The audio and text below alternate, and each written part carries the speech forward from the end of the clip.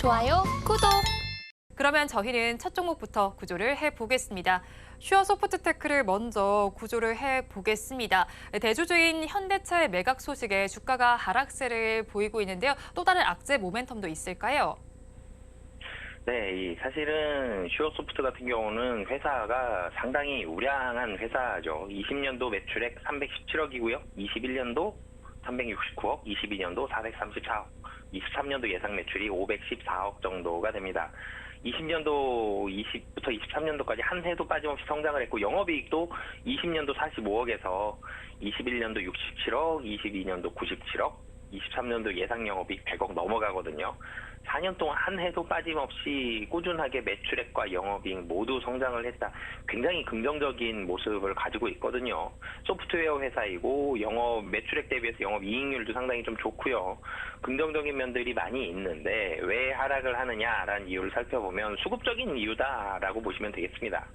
이 슈어소프트 같은 경우는 2대 주주가 현대차입니다. 현대차에서 보유를 하고 있었는데 이 중에 일부 지분을 매각을 했다라고 보시면 되겠고요. 현대차 같은 경우는 14.9% 정도, 약 15%가량의 지분을 가지고 있었고, 슈어소프트가 스펙 상장을 했죠. 상장을 하면서 절반 지분에 있어서는 4개월 보유예수, 그리고 나머지 절반에 대해서는 6개월 보유예수를 가지고 있었습니다.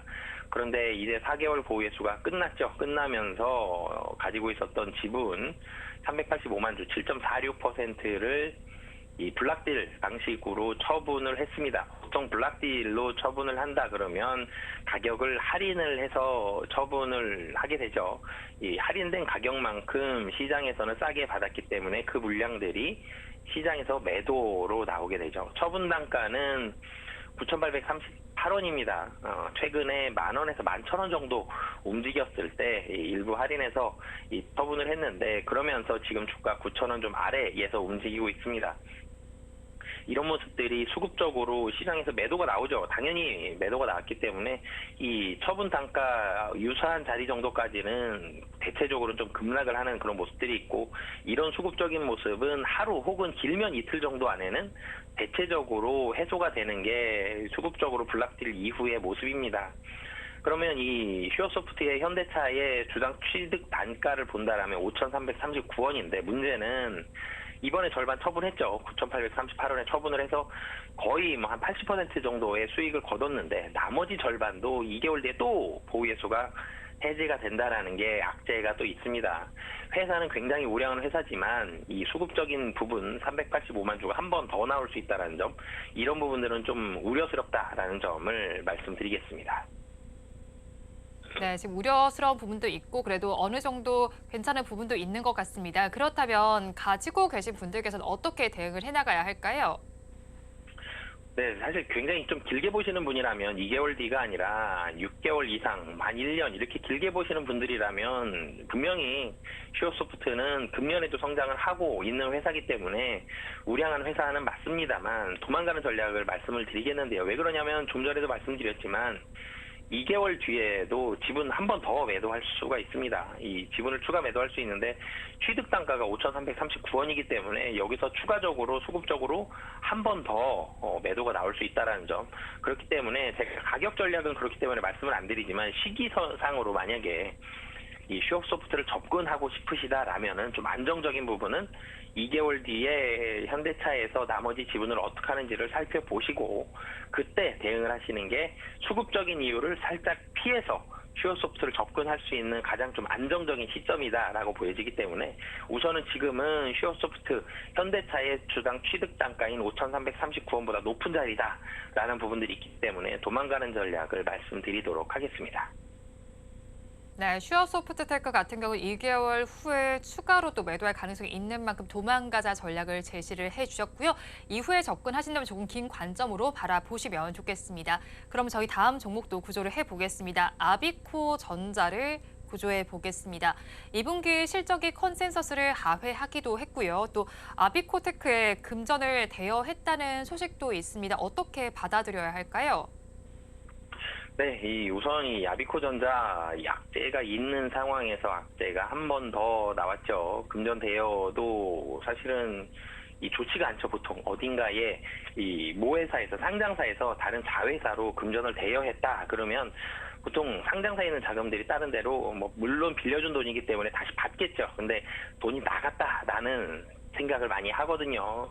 그렇기 때문에 이 시장에서는 좋지 않게 해석이 되는 경우가 좀 많이 있습니다. 8월 31일에 이런 부분들이 이루어졌기 때문에 이런 부분들 이 시장에서 좀 악재로 한 가지 보여지고 또 한 가지는 2분기 실적이 좋지가 않았죠. 이 아비코 전자를 보면 DDR5의 수혜주 중에 대표적인 수혜주 중에 하나입니다. 이 DDR5에 대한 기대감이 나오면서 사실 시장에서 주가가 상승을 했거든요. 아비코전자 10,000원 정도에서 많이 오랫동안 거의 1년 정도로 움직였다가 10,000원을 기준으로 해서 좀 위아래로 한 1-2천원 정도 움직이다가 이 금년 들어서 거의 20,000원에 가까운 주가까지 올라갔었는데 이 부분은 DDR5에 대한 기대감이었습니다.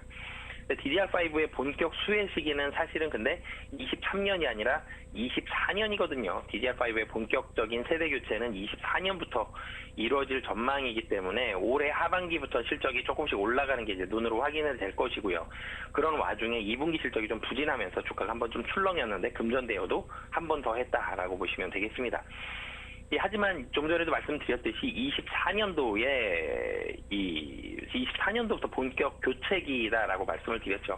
DDR4가 이제 DDR5 전에 DDR4가 있었는데 DDR4에서 전환율이 50%가 되면서 2016년에 굉장히 높은 마진율을 기록을 했거든요. 그래서 24년과 25년도 이때의 기대감을 가지고 이때 다시 한번 또 가파른 실적 성장이 좀 예상이 된다라는 부분들 그러면서 이 하반기보다는 내년 상반기를 좀 기대해 보면서 대응을 하시면 좋을 것 같습니다. 아비코 전자에 대해서 하반기보다는 내년 상반기를 바라보자라고 전해주셨는데요. 그렇다면 가지고 계신 분들께서는 어떤 대응 전략을 가져가야 할까요? 네, 우선은 지금 제가 아까 오늘 시장 말씀드릴 때에 내년 실적보다는 우선 올해 하반기 실적에 조금 더 주목을 해보자라고 말씀을 드렸죠. 물론 내년 실적이 좋아지는 종목도 주식이 상승을 할 수 있겠습니다만 지금 시장을 좀 더 슬림화 그리고 좀 더 안정적 이렇게 보기 때문에 금년 실적에 좀 더 주목을 해보자라는 말씀을 드린 거였거든요. 그렇기 때문에 아비코전자 분명히 중간기적으로 그리고 올해 하반기에 실적이 올라갈 가능성이 뭐 거의 90% 이상입니다. 굉장히 좋은 상황이기 때문에 길게 본다라면 좋겠지만 좀 단기적으로는 오늘 주가도 좀 많이 하락을 하고 있고 2분기 실적도 좀 부진했다라는 점 이런 부분들 봤을 때 단기적으로는 변동성이 확대가 될 가능성이 높기 때문에 좀 도망가자라는 말씀을 드리겠지만 그렇지만 분명히 제가 다시 한번 말씀드리지만 내년 실적 좋습니다. 그래서 가격이 좀 더 떨어진다라면 14,000원 정도에서는 충분히 좀 매수하셔도 좋을 만큼 좀 매력적인 가격이다라고 판단이 되고요. 그렇기 때문에 매수 가격은 14,000원, 손절 가격은 12,500원, 그리고 목표 가격은 18,000원 말씀드리겠습니다. 아비코 전자는 단기적인 변동성이 예상되는 만큼 도망가자 전략을 먼저 제시를 해주셨고요. 가격 전략도 이어서 살펴보면요. 다시 매수를 해보신다면 14,000원대 해보시고요. 이때 손절 라인은 12,500원, 목표 주가 18,000원 제시해 주셨습니다. 그렇다면 저희 마지막 종목도 구조해 보겠습니다. 스택 인베스트먼트를 구조를 해볼 텐데요. 사모펀드 2조를 모았는데 결성 목표액을 4천억 원 더 늘린다는 이야기가 나와 있기도 합니다. 그러면 어떤 악재성 요인 때문에 주가가 지금 밀리고 있을까요? 네, 사실은 스틱 인베스트먼트 같은 경우는 최근에 뭐 기대감들이 나오죠. 굉장히 VC와 PE가 환경이 좀 열악한 상황입니다만 최근에 나왔던 게 이 테슬라 충전 시절 납품권을 보유한 대형 채비의 2대 주주 지분이 부각이 됐습니다. 지분율이 더 늘렸죠. 그러면서 지분 가치가 좀 부각이 됐고 시장에서 여전히 굉장히 좀 핫한 많은 관심을 가지고 있는 2차전지 관련된 충전 시설 관련된 지분이다. 이런 부분들도 긍정적인 모습이 있었고요. 그리고 또 한 가지는 VC와 PE가 최근에 환경이 상당히 좀 열악합니다. 작년 하반기부터 시장에 자금들이 많이 메말랐죠. 부동산 레고랜드로부터 시작된 이 촉발된 이 유동성 사태들이 실질적으로 더 크게 악재를 만들어낸 건 VC, PE 이쪽의 비상장 투자 그리고 대체 투자 이쪽이 좀 더 많이 피해를 많이 봤거든요.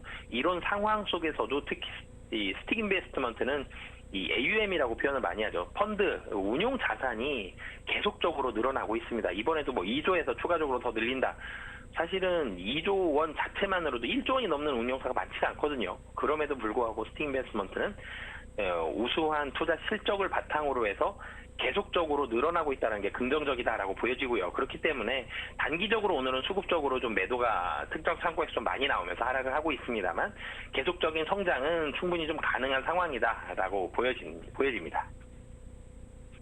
스틱 인베스트먼트는 수급적인 측면 때문에 지금 단기적으로 하락하고 있는 것으로 보이는데요. 그렇다면 가지고 계신 분들께서는 어떤 대응 전략을 가져가면 좋을까요?